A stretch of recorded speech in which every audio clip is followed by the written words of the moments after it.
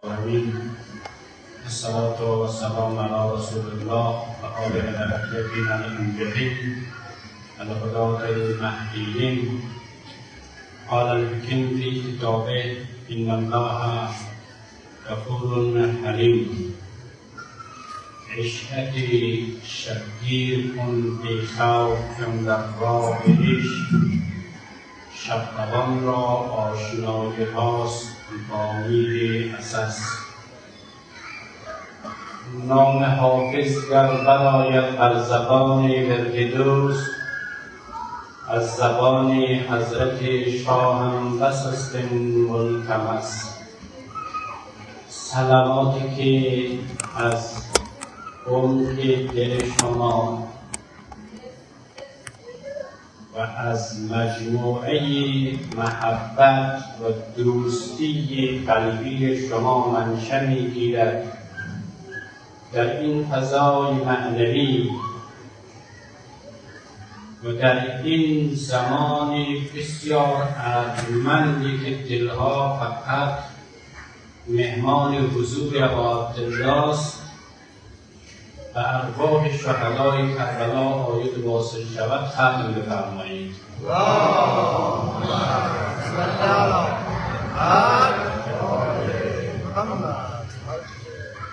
و نیابت برادران و خواهران و پدران و مادرانی که از دنیا رفتند کفالت کنیم از اون عزیزان و روح شهدا و کبوتران خونینبار سرزمین نینوا صلوات ختم بفرمایید.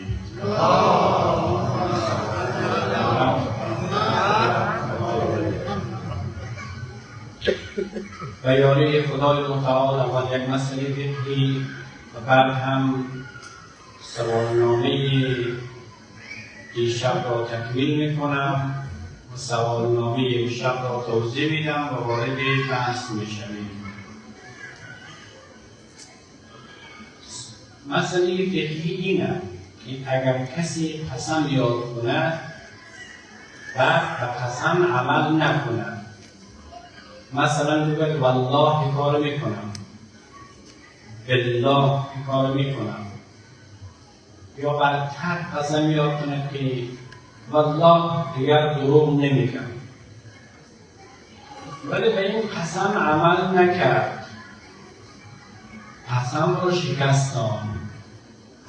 مثلا گفت که والله من با تو هستم، تو رو تنها نمیگذارم. من قسم رو شکستان و تو رو تنها گذاشت در میدان. میره بگه همزه قسم، یعنی قسم رو شکستان. حالا قسم را شکستانده چی کار باید کنه؟ در فقه اسلامی گفتن حالا قسم را وقتی شکستاندن باید کفاره بدن. سوال: کفاره قسم چیه؟ جواب: اولش بندازت کردن که موضوع ندارم، فقط یاد شما باشد اگر کسی خدای ناکرده قسم خود را شکستان، یا 10 فقیر را یک وقت غذا بدن، یا برای 10 فقیر لباس تهیه کنند، یا 3 روز روزه بگیرند. پس امشب این 3 چیز را یاد گرفتید. کفاره قسم به ترتیب یعنی وقتی نمبر 1 شد نوبت به نمبر 2 نمیرسید. غذا دادن 10 فقیر نشد، مثلا لباس دادنشان حالا نشد، حالا کسی توان لباس ندارن، خب 3 روز روزه بگیرن. اینه میگه کفاره قسم. این مسئله فقهی بود که هدیه شد برای شما برادران و خواهران گرامی. اما جواب سوال دیشب تقریبا ورود بحث ما هم همینه.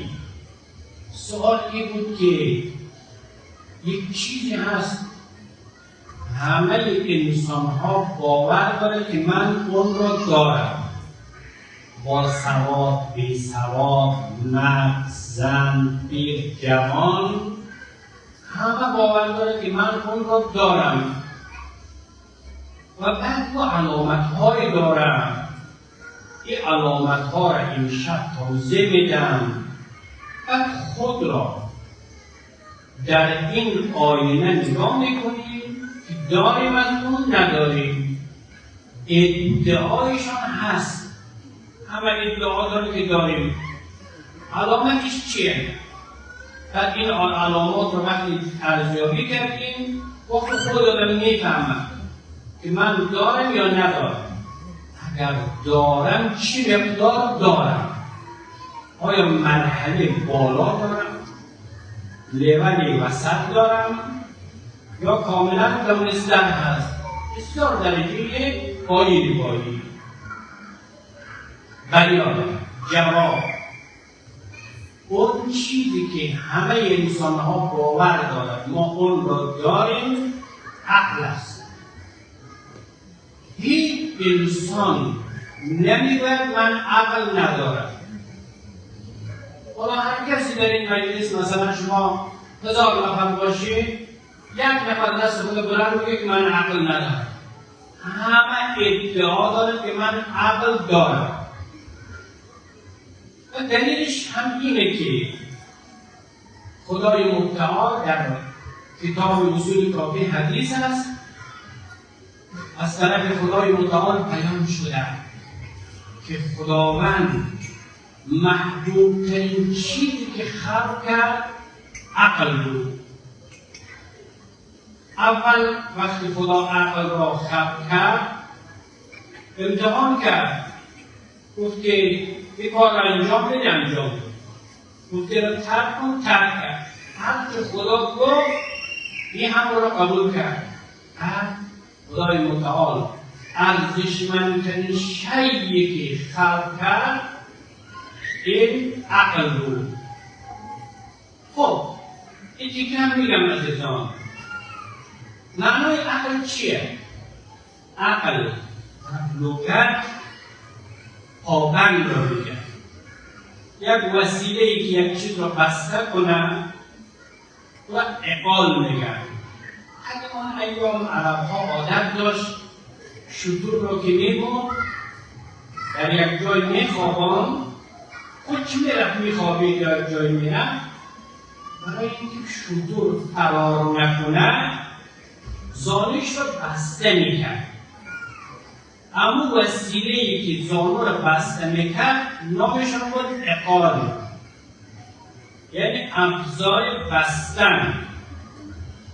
عقل را عقل میگه برای اینکه عقل ابزار بستن هست، انسان را از اله بودن، رها بودن، آزاد بودن خلاص کنم. انسان موجودی نیست که بیخیه نباشد، آزاد باشد. کسانی میگه که در دوره آزادی هم خدا ما را آزاد آفریده. درست خدا آزاد آفریده، ولی این ریسمان حرکت زندگی تو را به دست عقل داره. تا عقل اجازه داد آزادی، وقتی که عقل اجازه نداد آزاد نیستی. کسانی که ادعا میکنند که ما کاملا آزادیم معنیش اینه ما عقل نداریم. عقل که بسته میکنه، عقل بسته میکنه که به مال مردم تجاوز نکن. تو بسته ای به ناموس مردم تجاوز نکن، با روی کس تجاوز نکن. عقل اجازه نمیده، عقل بسته میکنه. ولی یک نفر خدا آزاد کرده، ما آزادم، کس حق نداره ما گپ بزنم. بسیار خوب، تو از دست خود ساین کرده که بله من موجودی هستم که عقل ندارم. و الا اگر من عقل میداشتم آزاد نبودم. پس عقل نیروی پابست انسان. خیلی قشنگ است این جناب آقای شیخ عزیز ما که شروع کردن تفسیر زیارت عاشورا رو در یک جای زیارت جامعه کبیره این جمله قشنگ است. این دیگه به قشنگی خودتان میارزه. میگم السلام علیکم، سلام بر شما. بر کی؟ از پیغمبر تا امام زمان، همین 14 معصوم. سلام بر شما. شما کی؟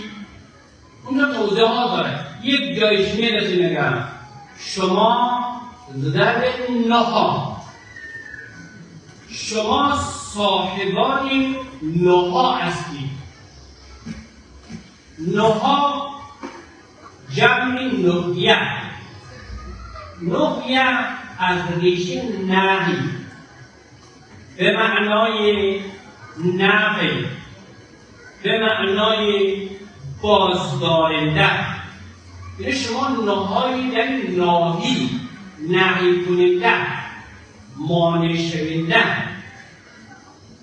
سرگر و منع نمودن، این میشه نها.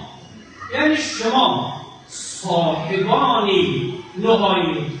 دقت کنید در متن دین این عقل تعبیری به نها شده. اونی که صاحب عقل اینا نهایی. یعنی چی؟ کسی که عقل داره عقلش ناهیه، نهی کننده، مانع شونده، جلوش رو میگیره، نمیگذاره که این آدم فقط حرکت کنه. حالا که وارد بحث اخلاقی میشیم که ببینیم جایگاه این علیهم السلام در کجا هست. که اون سوال چهارم دیروز بود که ما چرا از ائمه پیروی میکنیم؟ جواب کوتاه خواهران برادران دقت کنن. یک جوابش همین قدر نوشته کنید، درسته نوشته میکنید و خاطری که ائمه علیهم السلام اینها عقل عقولن.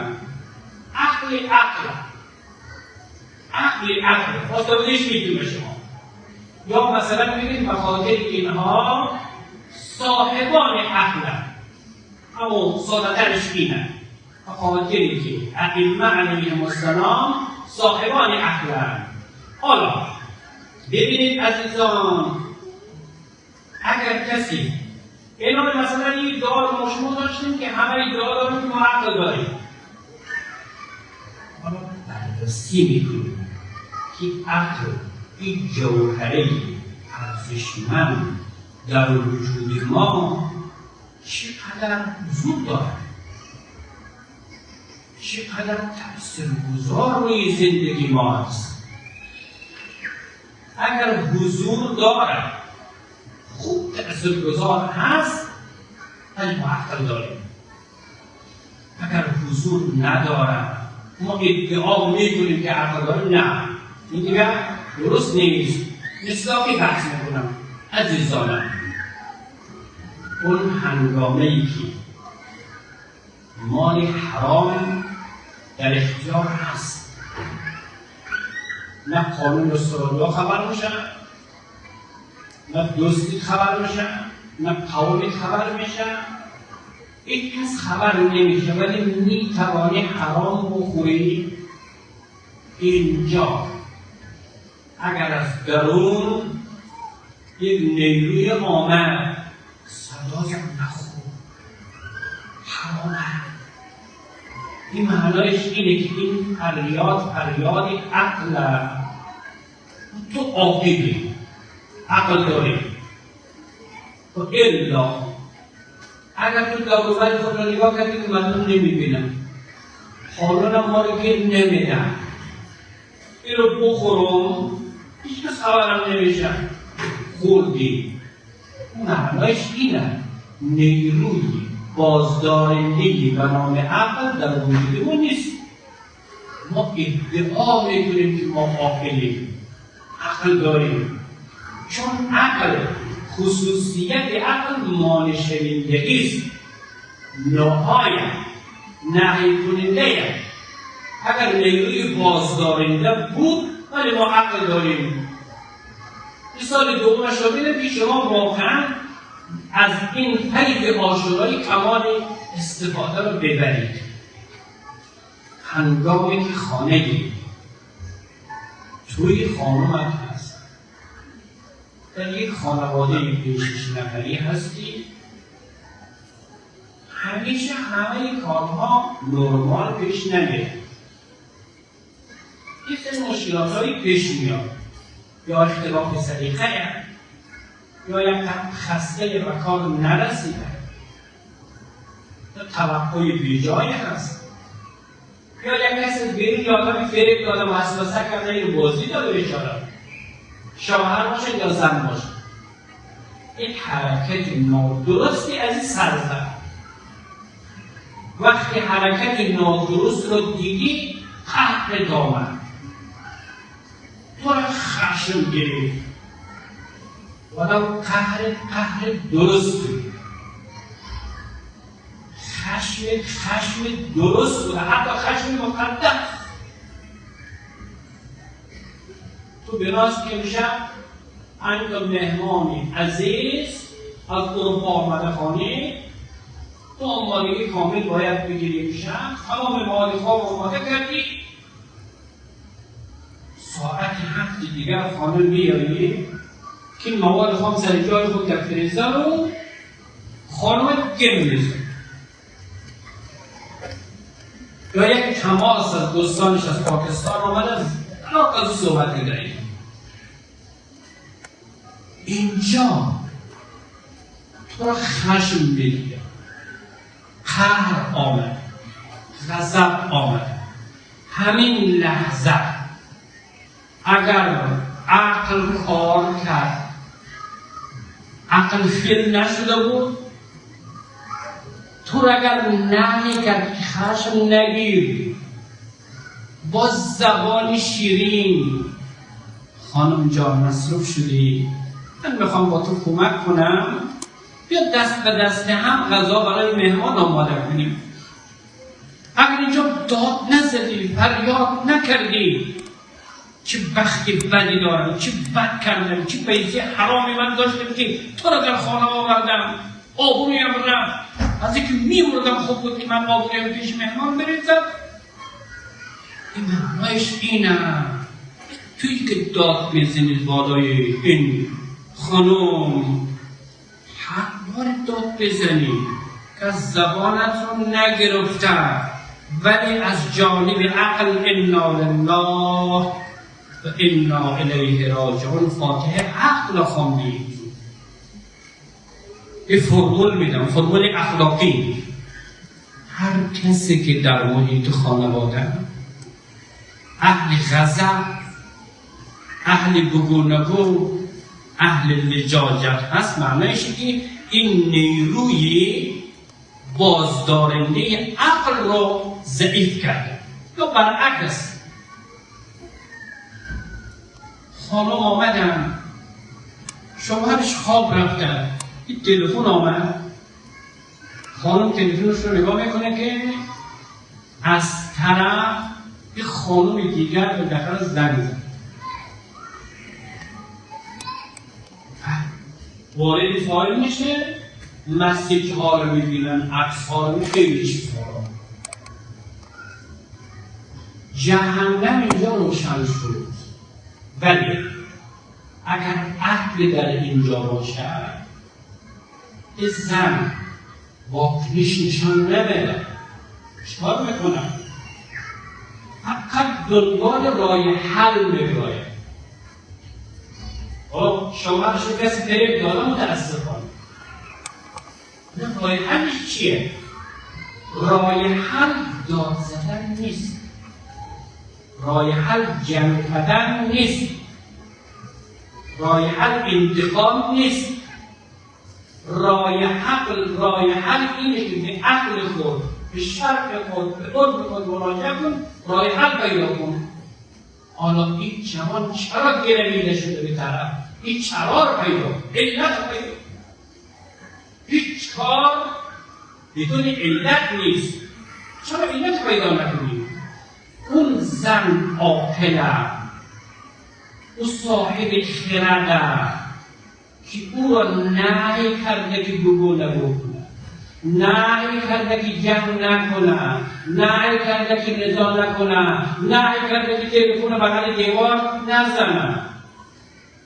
او نها در درونشان یک نیروی ناهی و بازدارنده است که این زن را حلیب، آرام، شکسته، متفکر، هوشمند، عاقل پرورد.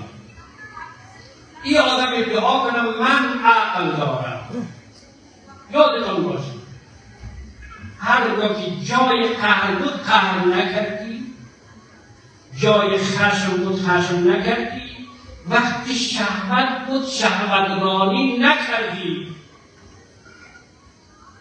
زمینه کاملا مساعد بود تو طرف گناه نرفتی. همین که زمینه گناه وجود دارد تو گناه نمی‌کنی، معنایش اینه که من از عقل بسیار قوی، نابر گفته مولانای رومی، عقل احمد برخوردارم. این عقل احمد نمیگذارد که من به سمت گناه بروم.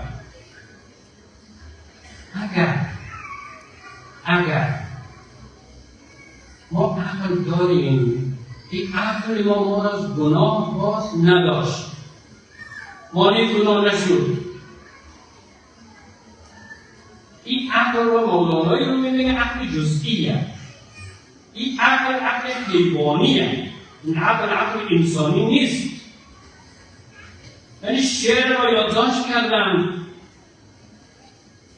اون عقلی که فقط میتواند عقل او در نقل دنیا یک عقل او در ترک شهوت هیچ.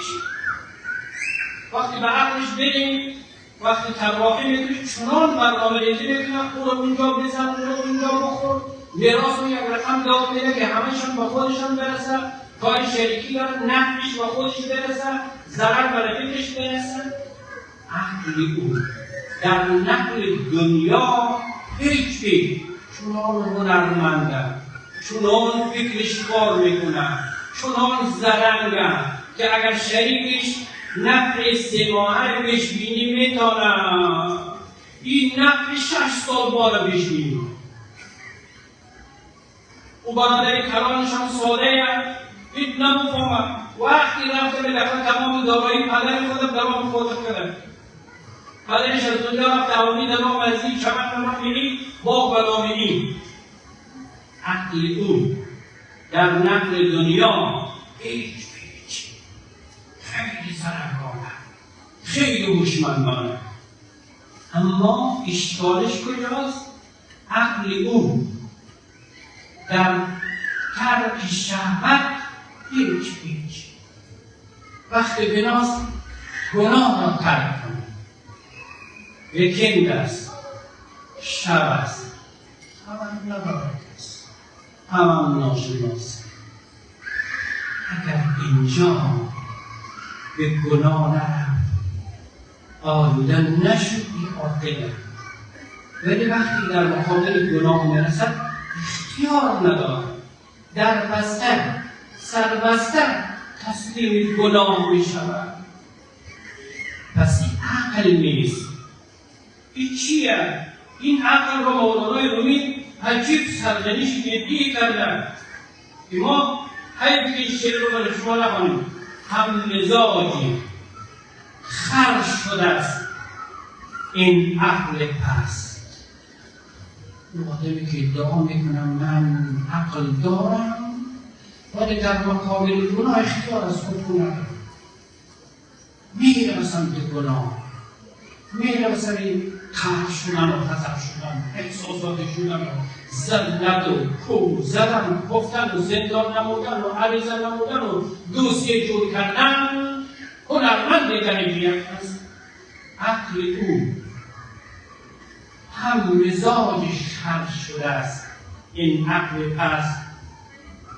فکرش این که چون علف آرد و دست، تمامی هم غمشان اینه که علف گیر بیاید، مال مردم رو بخورم ولی خودم زیاد شد. سکه یک روز در غزه به شهادت برسد، خاک او رو 82 دختری 17 ساله در یک ثانیه در سید الشهدای کابل به شهادت برسه. 200 و چند نفر دختر زخمی شدند، تنها 75 نفر ضربه مغزی ببینه. خانواده ها آه و ناله و فریاد و درد و رنج همیشگی نصیبش بشتن برای اینکه من با قدرت برسم. هم مزاج خر شده از این عقل مست، فکرش این که چون علف آرد و دست. عقلشان در نقل دنیا من هست هیچ فکرشان در ترک شهوت هیچ باری که رازم کن هیچ. پس بنابراین خیلی فرمول قشنگی امشب بلست آمد. حسین جان فدایت شود، اگر هیچ برکتی به دست ما نیاد، همین که ما در دامن حسین میاییم معارف دین را یاد میگیریم. پس ما فرمول قشنگی به دست آمد. اگر کسی ادعا کرد ما عقل داریم، تو فوراً برو آزمایش کن، سرچ کن چقدر در ترک گناه قویه. هر قدر در ترک گناه قوی بود عقلشان برقرار است. این علامه آمولی میگه که عقل تیاس، و با گفته اون علامه بزرگوار عقل منبع. این عقل منبع داره که ترک گناه میکنه. اگر در مقابل گناه، در ترک گناه هیچ بود، پس عقلشان هم هیچ است. نشانه دوم علامت عقل و علامت عاقل چیه؟ آدمی عاقل هر قدر عقلش بیشتر باشد آرام، حلیم، شکسته. اصلا دین آمده این آدم ها طور تربیه مونه که این آدم ها خوی خدا رو بگیره. خدا یک خویشان امشب با شما اعلام میکنم، یک خوی خدا چیه؟ حلیم، آرام، شکسته، دریای افتاده. آیت الله سید ابوالحسن اصفهانی پیر نشده، 70-80 سال قبل میگه ملیه تحلیل جهان شد. گوش کنید، اینا درس اسلام این در آدم تربیه میکنه. ایشان امام جماعت مجتهد بود دیگه. نماز مغرب تمام شد، یک کسی آمد، یک پسر دوی شد جماعت یک طرفش کرد، خیلی اشاره کرد، راحت شروع کرد نماز اشاره. چی گفت؟ آقا تسلیت باشد، پسر جوان شما که بنا بود این پسر مرجع تکلیف شریعت شود. یک آدم لاابالی اوباش دیوندگار چاقوکش متاسفانه آجاها پسر شما رو شهید کرد، پسر شما از بین رفت. اینجا دیگه خدا باید خود نشان بده. خدا باید خود نشان بده. خدا و قالب کی خود نشان بدن؟ و قالب آدم. چون آدم خلیفه خدایی دیگه. خدا نشان داد خودمون. عجب خوبم نشان داد. این آدم، این مشتهی عالی قدر، آرام سنگ زبون اذان بده، نماز عشا بخوان. نماز عشا وقتی تمام شد، این مشتهی چیکار کرد؟ اولین کاری کرد مردم عراق، مردم شهر نجف، دوستان من قاتل را بخشیدم. دستور داد بریم بچه جوان ما رو دفنش کنید. اول گفت من قاتل را بخشیدم. دیگه میگم خدا باید خود را نشان بدم، اینجا خود نشان بدم. ان الله غفور حلیم. خدا غفوره، آمرزنده. سید ابوالحسن آقا اول آمرزید، اول قاتل را بخشید. حلیم، تکان نخور، تکان نخور. اقیانوس آرام جهان خلقت، تزعم انک جرم صغیر و فیک انت عالم الاکبر. تو فکر میکنی یک موجودی 80 کیلویی عالم؟ نه، و فیک انت عالم الاکبر. تو یک عالم بزرگی، تو به پهنه همه کهکشان ها بزرگتری، تو به حد بزرگی که دار و ندار تو یک پسری بود که رو ملکه تقریب نشود، عالم معمولی نبود.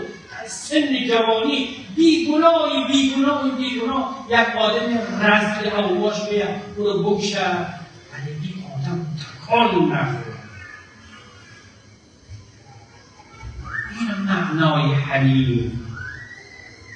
ما یک کمی تصویرش میشه در خانه در میگیریم، در بین قومی یک گپ میشه آتش میگیره ما رو، در بین قبیله و ارتباط پدری ما یک کسی یک اشتباهی کوتاهی کرد دیگه حالا تا احتمال داد روزگارشان در نیاورد، تا خط بینی نکشیده بالا میداشت. اما جلوه خدا باشید. حلیم. چرا حلیم؟ اگر حلیم بودید امشب به شما یک آدرس عرفانی میدم. این آدرس مال ویژه، مال همه نیست. یک آدرس میدم. اگر کسی حلم داشت، یعنی حوصله داشت، روحشان حکم میگیره. و کجا میرسن؟ روحشان در کنار ابا عبدالله قرار. این هر 2 سالگی بالاخره گواهی فکر نکنید که بالاخره یک مولا از پیشون که حرفا زده ایمان مستند گپ بزنیش. تکرار میکنم، اگر کسی حوصله مندی پیشه کنه در محیط خانواده، در محیط مکتب، در محیط کار، در هر جایی حوصله مندی پیش کنه، روحش بالا میره، اوج میگیره. چقدر اوج میگیره؟ روحش هم قطار مولایم بسیم کنه. من این داستان رو یادداشت کردم. این داستان دیگه خیلی جالب، یاد بگیر. کسی هست به نام شیخ سعید، ایشان طلبه معذب دنبال خود رو درست کنن. یک استاد داشت. استادشان اهل دل بود. اهل دل یعنی چی؟ یعنی وقتی به او نگاه میکرد، به صورتش نگاه میکرد، دلش را میدید.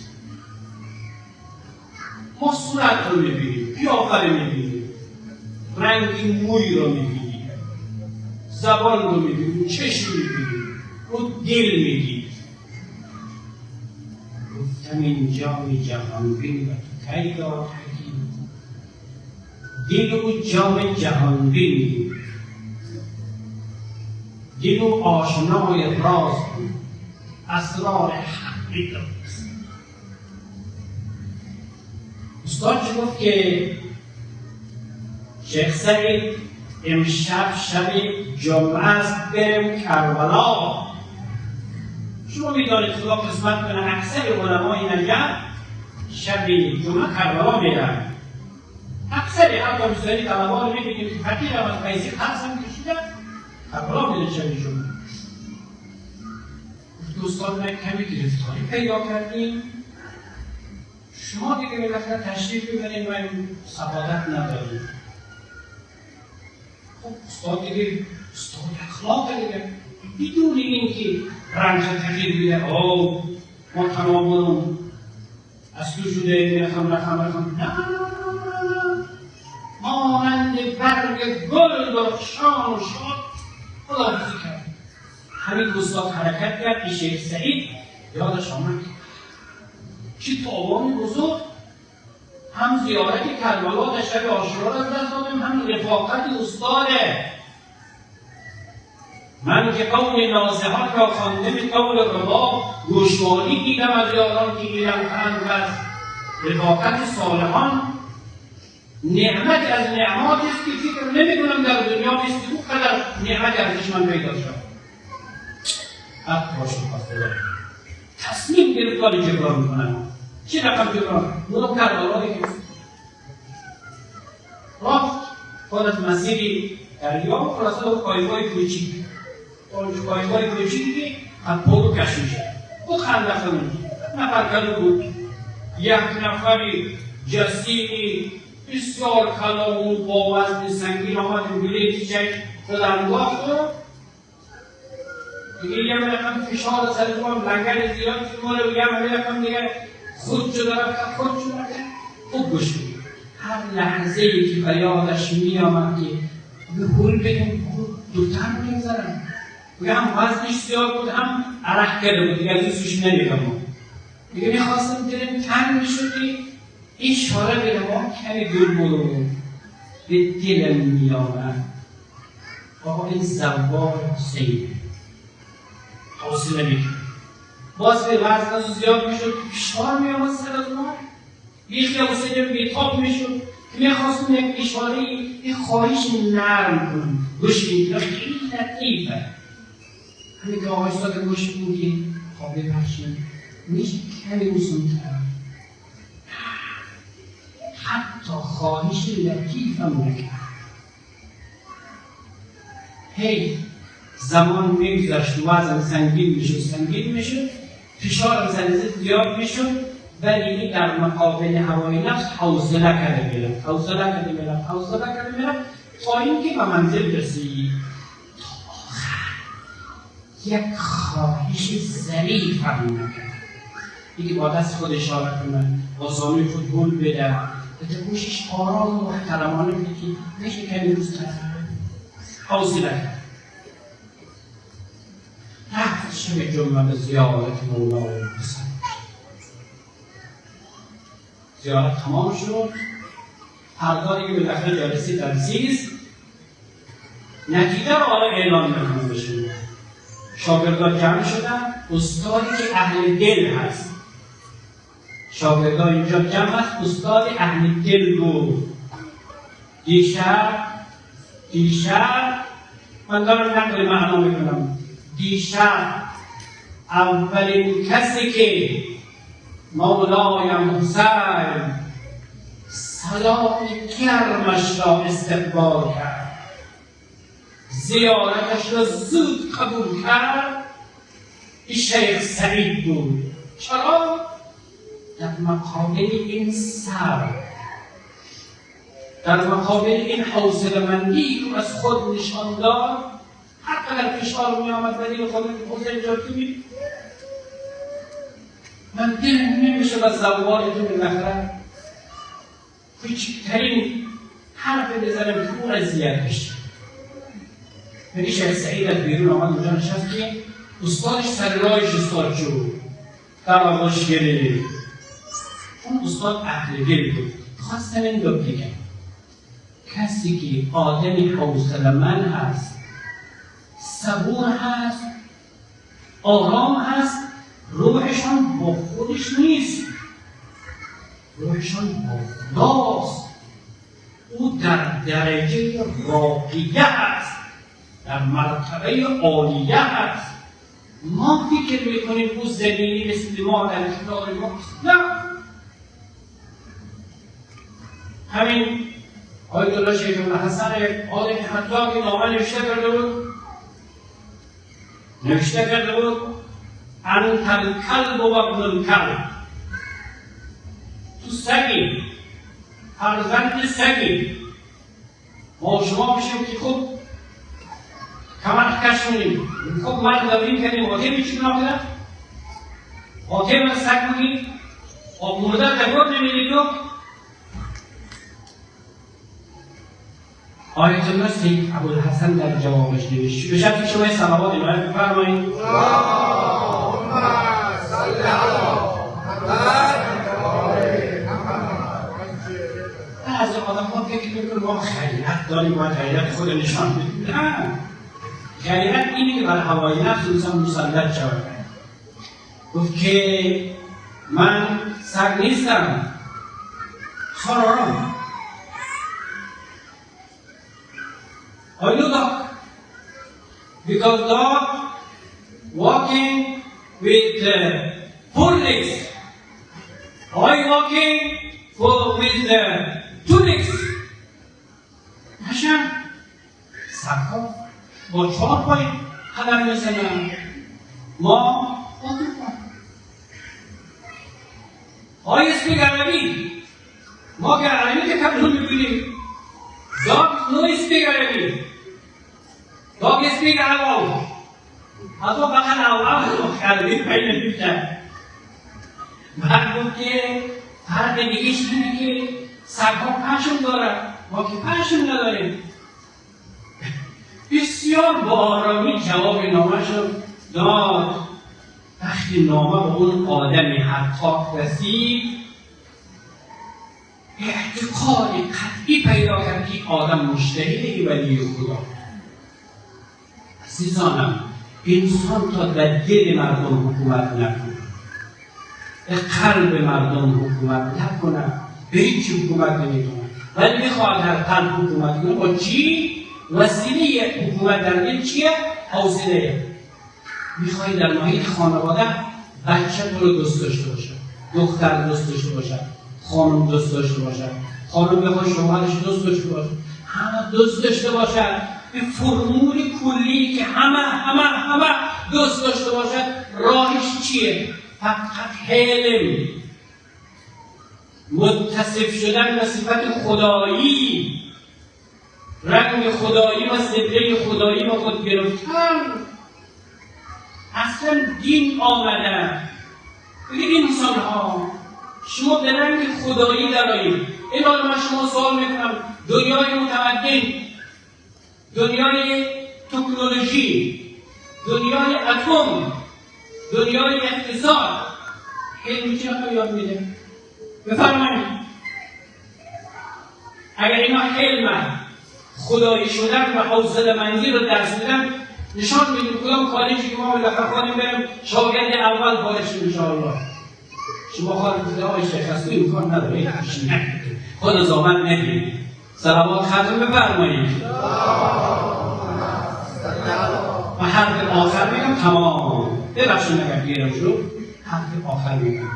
ما از ائمه وقتی پیروی میکنیم، دلیلشان این است که ائمه علیهم السلام اینا صاحبان عقلند.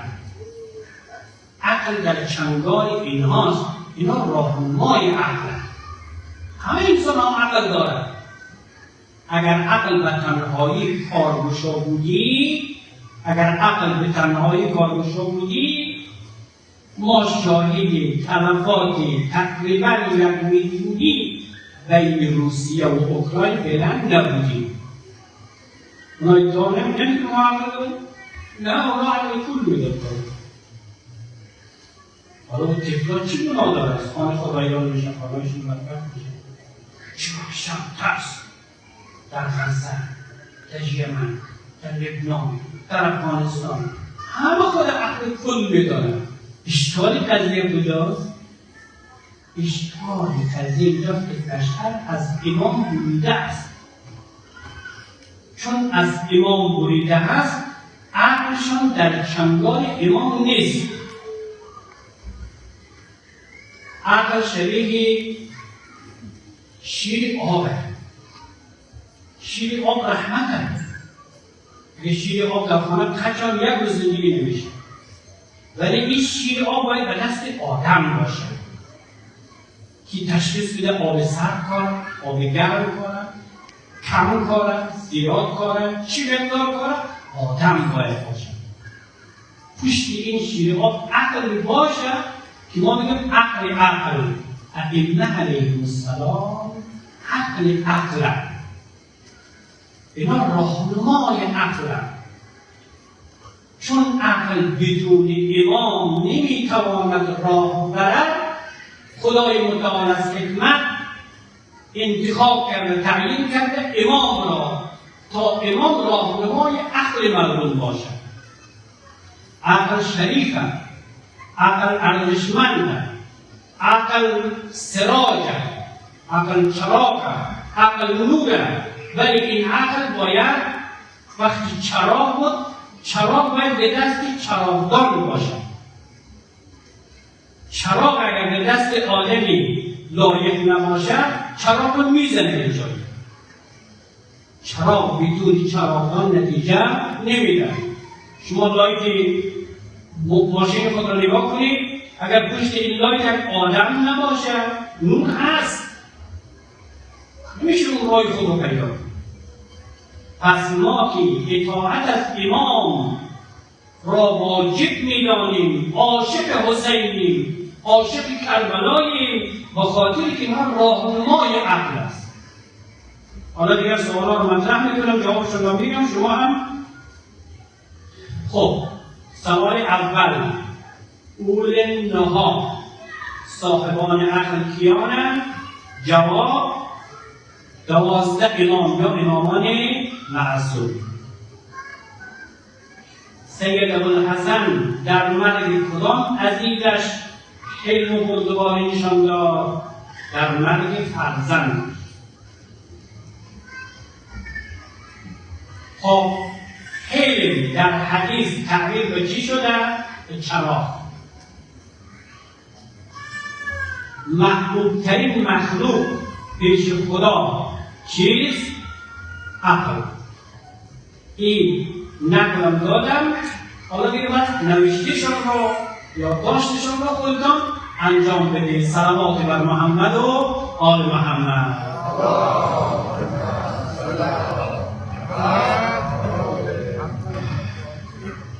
خود دیدیم که هر وقتی که آدم محرم میشه، آشورا میشه، غذا خود به خود آشورایی میشه. سعی میکنیم که خب سیاه پوشیدن شروع میشه، لباس سیاه تهیه کردن، نظر تهیه کردن، سینه زدن، اینا مجموعه اینها جلوه های عزاداری هست. به این خاطر حالا سنت حسنی خوبان عالم هم اینه که بعد سخنرانی هر قسمی باشد، نمکی هر خواندن روزه عبادالله است. از این جهت شما به صدای خسته ما نبینید، و دل پر از فروغ و محبت خود ببینید. از همین جا از زبان شما سلام میدم. السلام علی الحسین. شما هم از طرف خود، هم از طرف پدرجان، هم از طرف مادر، هم از طرف برادران و خواهران سلام بدید. السلام علی الحسین و علی علی ابن الحسین و علی اولاد الحسین و علی اصحاب الحسین الذین بذلوا موهجهم دون الحسین. امام حسین در کربلا رسید، خیمه ها را استوار کردن. خدا قسمت کنه کربلا رفتی، یک چیزی که چشم انسان اول جلب میکنه، اون نفری که راهنما است بگه خیمه دار رسید. بگیم خب نگاه کنیم اولین خیمه کیه؟ اولین خیمه خیمه ابوالفضل عباس. ظاهرا عباس خواهش کرده برادر من تا زنده هستم بلاگردان من تا عباس زنده هست دیگر دشمن اجازه نمیدن پیش بیاید. وقتی خیمه ها رو اینجا آماده کردن یک تیکه بگم اگر معرفت پیدا شد برای مولای حسین میشد گریه کنید، اگر معرفت پیدا نشد گریه بدون معرفت نتیجه نمیده. ما تحقیقاتی که کردیم در کربلا در خیمه‌ها اونجا جالبه. خیمه خانم‌ها در وسط هست، خیمه حیوانات در وسط هست. معنیشون اینه مولای حسین میداند که ما که آگاهانه به جهاد آمدیم، ما مرگ را انتخاب کردیم، ما باید دفاع کنیم، ولی حیوانات بیگناهند. حتی اونجا آخری اسب و الاغ وجود داره. هر قدر تشنگی زیاد میشد، هر قدر گرسنگی و بی‌غذایی زیاد میشد، ولی علوفه حیوانات باید تهیه باشه. یک لحظه علوفه ها باید که اسب و الاغ ها بدون علوفه نمانه. قربانت بگردم ابا عبدالله. این نامه نوشت برای حبیب ابن مظاهر اسدی. بسم الله الرحمن الرحیم. هذا من حسین بن علی بن ابی طالب. این نامه از طرف حسین بن علی بن ابی طالب هست الی حبیب ابن مظاهر الاسدی الفقیه. این نامه برای حبیب. این حبیب کیه؟ خوش بهانت حبیب که تعبیر شده دیسی است تو مولایت حسین تو را فقیه میگن. حبیب فقیه، حبیب یعنی مجتهد. نامه امام حسین به یک فقیه میگن. در کتب مقاتل نوشته که نامه امام حسین وقتی رفت مخفیانه توسط یک قاضی خانه حبیب پیدا کرد. حبیب با خانمش در خانه نشسته مشغول غذا خوردن بوده. همین لحظه میگن که غذا بر گلوی حبیب گیر آمد. خانمش فال زد، غذا در گلوی گیر کرد. خبرهای از دوستان میآید بگه حضرت حبیب اینجا تکان آه کشید. من یک دوست دارم که اون حسینه. حسین در کربلا محاصره از اون که خبر به ما نمیرسن. من دیگه دوست ندارم. یعنی حبیب مثل شما همچه عاشق بوده. در دوستی اگر شما رو وزن کنیم میگم آقا قدر حسین کی رو دوست داری؟ اینجا معلوم جوابی کی خیلی روشن هست. در همین لحظه دروازه دخل باب شد. دیگر اینجا شاید دختری حبیب رفتن پشت دروازه. کیه؟ من قاصدم از سرزمین کربلا آمدم، نامه حسین بن علی آوردم. میگه دخترم پس آمد بابا یک مرد آمده میگه من سرک حسین آمدیم. اینجا من دارم حال قضیه را ترسیم میکنم. حبیبی که عاشق حسین هست وقتی بشنوه نامه حسین آمده، حبیب از جایی آمد پشت دروازه. تو قاصد حسینی ببری، تو حسین دیدی بری. اول زبانت را بیاب حسین، بیا من تو را در آغوش میگیرم. با قربان این چشمانی که چشما به حسین دوخته شده. نامه را آورد باز کرد. نامه از طریق حسین آمده. حبیب من کربلا آمدم، اگر عاشق کربلا و شهادتی بفرما بیا کربلا. جام لبریز شهادت را من به تنهایی نمی نوشم. این دسترخوان گسترده شده. اگر آخر عمر درش سپیدی خود عشق و شهادت به سر بره بفرما. من دارم اون تفسیر معنایش رو میکنم. به خانمش گفت خب حبیب کربلا میری؟ حبیب امتحان کرد. خانم من کربلا برم. ما که حتما کشتن شد. تو دیگه اذیت میشی.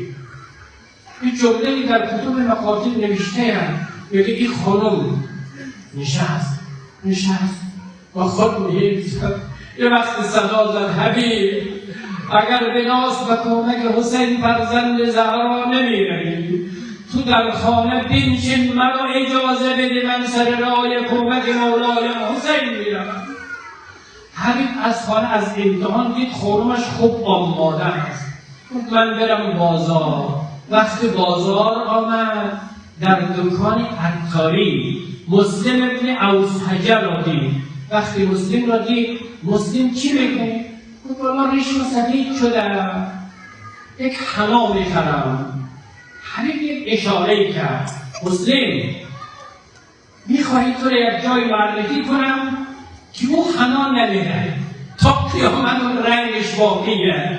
گفت کجای اون دکان؟ گفت اون دکان در کربلای کنار مولایم حسینم. ولی مسلم مطلب رو گرفت، گفت حبیب من همین لحظه که به تو نگاه میکنم سر بریده را میبینم که بالای نیزه است در راه محبت مولایش حسین. مطلب رو گرفتن، بعد گذاشت شب شد و تاریکی شب هر دو دیگر از راه خانه ها مخصوصا حرکت کرد سمت کربلا. علی اکبر جوان حسین است، او گزارشگر است. گاه گاهی میآمد صدا میزد بابا لشکر دشمن 5000 آمد، مثلا 2000 آمد، لشکر پی لشکر میآید. اما حسین یک خبر خوش به حضرت علی داد، علی جان امروز لشکر ما هم میرسد، نگران نباش. یه وقتی دیدم 2 تا گرد و غبار باریک از راه کوفه پیدا شد. خدا مسافرها را انشاءالله برساند. اینجا حضرت امام حسین دستور داد جوانان بنی هاشم امروز مهمانهای شما می آید، از راه دور آمدن، همه محاصر سفید است، خسته و ذله است. استقبالش کنید. جوانان بنی هاشم سر راه علی و مسلم آمد، خیلی کم استقبال کرد. اما یک وقت قاصدی آمد، آهسته زیر گوشی برای حبیب گفت حبیب تو را زینب بنت علی سلام گفت. حبیب روی خاک نشست، صدا زد حبیب سلام زینب فهمیدی یا نه؟ یعنی سلام زینب معنایش این است حبیب حسین در کربلا تنهایه، فکر باشد تو پیغمبر تنها نگذاشتی، علی را تنها نگذاشتی، حسن تنها نگذاشتی، ولی برادرم حسین تنها نماند. السلام علی الحسین.